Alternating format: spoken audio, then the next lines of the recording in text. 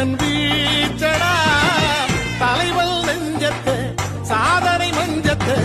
தொட்டு கண்ணில் வைத்து வணங்கிடடா தமிழர் வேகத்தை முப்படை வீரத்தை படத்த வன்னி மண்ணை வாழ்த்திடடா கொத்து சுட்டானில் ஒவ்வொரு மரமும் சொல்லும் கதையை கேளடா ஓயாத கரைகள் வீசி வந்த போரின் கதையை கேளடா நின்று நிலத்திடும் வீரத்தடங்களை கண்டி விதி